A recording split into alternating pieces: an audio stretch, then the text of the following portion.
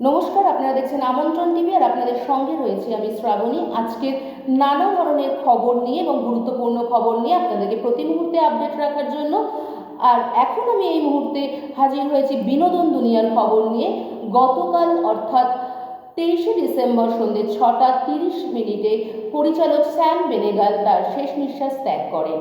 মুম্বাইয়ের নিজ বাসভবনে তিনি তার শেষ নিঃশ্বাস ত্যাগ করেন। মৃত্যুকালে তার বয়স হয়েছিল 90 বছর। এই কথা শিলমোহর দেন তার মেয়ে পিয়া বেনেগাল। শ্যাম বেনেগালের কথা আর আলাদা করে কিছু বলার দরকার পড়ে না ভারতীয় চলচ্চিত্র জগতে, কারণ তিনি একজন এমনই পরিচালক ছিলেন যিনি ভারতীয় চলচ্চিত্র জগতের একজন নক্ষত্র ছিলেন।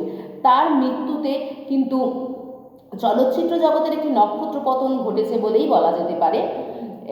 তিনি দীর্ঘদিন ধরে বার্ধক্যজনিত অসুস্থতা এবং কিডনির সমস্যায় ভুগছিলেন এবং পরবর্তীতে তিনি কিন্তু গতকাল রাতে শেষ নিঃশ্বাস ত্যাগ করেন। এতদিনের যুদ্ধের তিনি সমাপ্তি ঘটান কাল সন্ধ্যে 6:30 নাগাদ। স্যাম বেনেগালের পরিচালিত বিভিন্ন ধরনের চলচ্চিত্র, সেই চলচ্চিত্র কিন্তু ভারতীয় দর্শকদের মনে দাগ কেটে যায়। তার পরিচালনা অনবদ্য চিত্র ফুটিয়ে তোলে ভারতীয় চলচ্চিত্রের মধ্যে।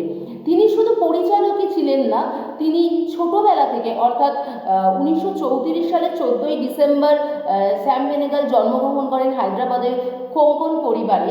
তো সেখানে তিনি ছোটবেলা থেকে বড় হওয়ার সাথে সাথে কিন্তু তার যে ছবি অর্থাৎ ফটোগ্রাফির প্রতি যে একটা অনবদ্য আকর্ষণ, একটা নেশা, একটা টান যেন তাকে সব কিছুর থেকে আলাদা করে রেখেছিল।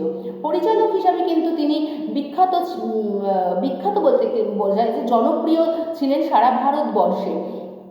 তার পরিচালিত মন্থন, আরোহণ, তারপরে হচ্ছে মাম্ম, জুনুন, এই ধরনের সিনেমাগুলো কিন্তু অর্থাৎ এই ধরনের যে মুভি তিনি পরিচালনা করেছিলেন সেগুলো কিন্তু ভারতীয় দর্শক অর্থাৎ যারা ছবি প্রেমী অর্থাৎ মুভি দেখতে যারা ভালোবাসেন এবং যারা নাকি এই সম্বন্ধে বিষয়টাকে ভালোভাবে বোঝেন, তাই সেই সমস্ত দর্শকদের মনে কিন্তু দাগ কেটে গিয়েছিল।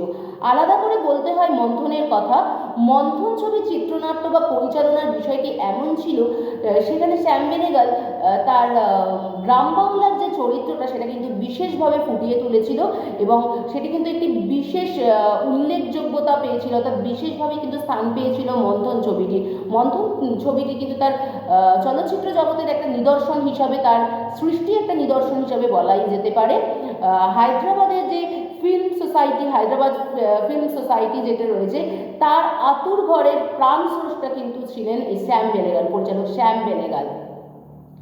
তিনি শুধু চলচ্চিত্রই নয়, তিনি কিন্তু ছবি, ফটোগ্রাফি, এই ধরনের জিনিসগুলোকেও সুন্দরভাবে অর্থাৎ চিত্রনাট্য বলতে যেটা বোঝায় সেই চিত্রনাট্যকে কিন্তু সুন্দরভাবে ফুটিয়ে তুলতেন।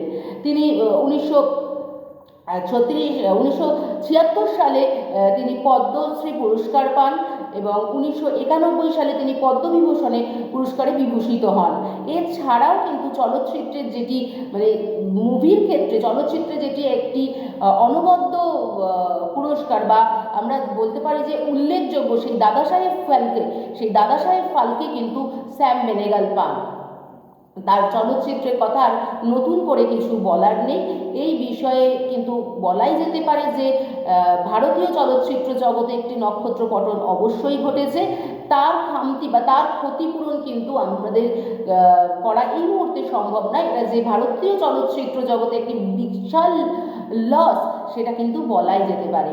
এই ধরনের খবর পেতে হলে আর নিজেকে আরও আপডেট রাখতে হলে অবশ্যই কিন্তু আমাদের সাথে থাকুন, পাশে থাকুন এবং আমন্ত্রণ টিভির যে ইউটিউব চ্যানেলটি আছে সেটা লাইক, শেয়ার এবং অবশ্যই সাবস্ক্রাইব করুন।